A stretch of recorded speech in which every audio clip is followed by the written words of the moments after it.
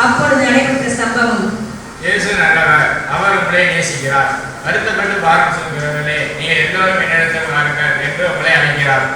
ஏய், யாரா அவன்? புதுசா வெளிநாட்டுக்காரர்களை பத்தி சொல்றான். இவன் சொல்றதெல்லாம் கேட்டா தெய்வ குற்றம் ஆயிடும். முதல்ல இவனை ஊரை விட்டு வெளியே துரத்தி விடுங்க. இவனை கல்ல விட்டு வெளிக்கிறது, நாயை விட்டு கடிக்கிறதுங்க. நாங்களா பாவி, நீதானே பாவி. நீயா என்ன ரசிக்கு வந்த? நீ ஊராக திருட்டு பயிலே. நீ இவனை அடித்து துரத்துங்களே. அப்பொழுது கூட்டத்தில் இருந்த ஒருவர் உலக்கையால் ஓங்கியவன் தலைவர். உடனே சரிந்து கீழே விழுந்தார். போதும் போதும், நிறுத்துங்க. இதுக்கு மேல அடிச்சா செத்துற போறான். வாங்க போலாம். இதில் அவரை வேதனைப்படுத்திய காரியம் என்னவென்றால், நடக்க மன்னிக்கணும்னு சொல்றீங்க, எல்லாத்தையும் அன்பா இருக்கணும்னு சொல்றீங்க. இதெல்லாம் எங்க வாழ்க்கைக்கு ஒத்து வராது. உங்களை பார்த்தா பெரிய இந்த மாதிரி இருக்கு. இதெல்லாம் உங்களுக்கு தேவையா? ரொம்ப தாகமா இருக்கு, குடிக்க கொஞ்சம் தண்ணி இருந்தா தாங்க. சரி இருங்க.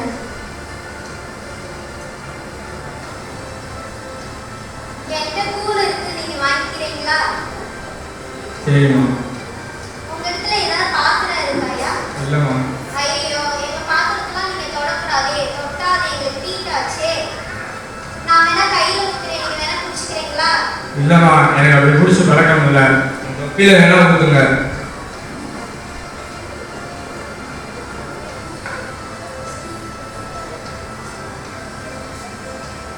பிரபுக்கள் மத்தியில் அமர்ந்து சாப்பிட வேண்டிய டீச்சர் நம் மத்தியில் இயேசுவுக்காக தொப்பியில் கூட்டம் மதுரநாயகம். சபாபதி,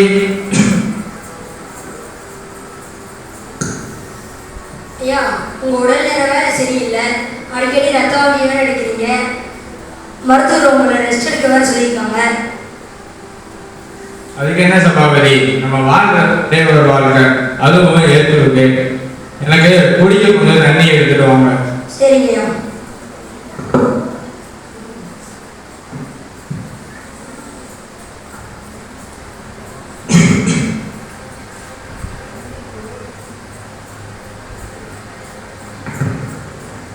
ஐயா, உங்களை பார்க்க 2 பேர் வந்திருக்காங்க.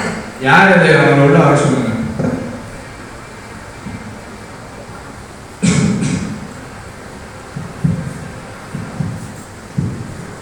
ஐயா வணக்கம்.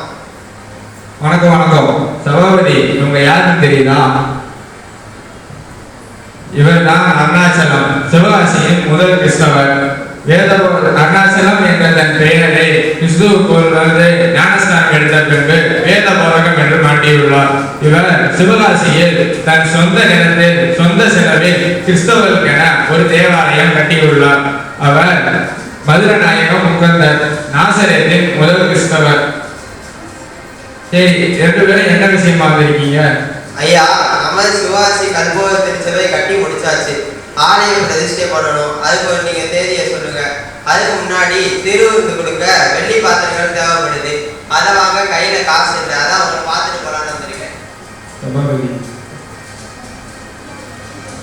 சபாபதி, 2 பேருக்கும் டீ கொண்டு வா.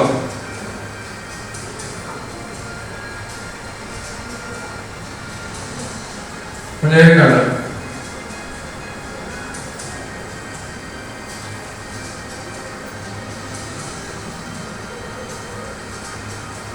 இந்தாங்க, இது என்னோட கல்லூரி பருவத்தில் எனக்கு கொடுக்கப்பட்டது. சுத்த வெள்ளியால் செய்யப்பட்டது. இதை வைத்து திருவிருந்து சாதனம் செய்து கொடுங்கள். ஐயா, ஆலயம் கேட்ட நாசரேத்தின் பிரகாசபுரத்திலிருந்து காணிக்கை கொண்டு வந்திருக்கிறேன். 150 இருக்கு. இந்தாங்க ஐயா.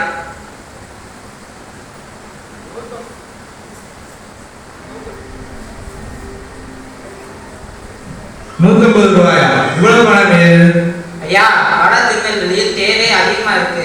தெற்கு உள்ள நாம தானே இதெல்லாம் கொடுக்கணும். இதில் பெரிய தியாகம் ஒன்றும் இல்லை. இது எங்கள் கடமையா, கடமை. நல்லது. இப்படி ஒருவருக்கொருவர் உதவி செய்யும் பொழுது சபைகள் வளரும். இதைதான் இயேசு கிறிஸ்துவும் விரும்புகிறார். 2 பேரும் மதிய உணவை கொண்டு செல்லுங்கள். சரிங்க ஐயா. சபாபதி, சிவகாசி வரைக்கும் ஊழியருக்கு செல்ல வேண்டியது இருக்கிறது. பயணத்துக்கு ஏற்பாடு செய். சரிங்கய்யா. ஜெபத்திற்கு தன் சரீர சுகவீனத்தை பொருட்படுத்தாமல் புறப்பட்டு சென்றார். ஜெப கூடுகை முடிந்த பின் குளியலறைக்கு சென்ற ராக்லான் அங்கு அதிகமாக இரத்த வாந்தி எடுத்தார். கைத்தாங்களால் கட்டிலில் கொண்டு வரப்பட்டவர் சில வசனங்களை வாயில் சொல்லிக்கொண்டே இயேசு என்று கூறி தன் ஜீவனை விட்டார். தன் 43ஆம் வயதில் இவ்வுலகை விட்டு இயேசுவண்டை சென்றார். சிவகாசியில் அவரது உடலை அடக்கம் செய்தனர். அப்பொழுது பெருமழை பெய்து கொண்டிருந்தது. அங்கு ஒரு ஆலயம் கட்டப்பட்டது.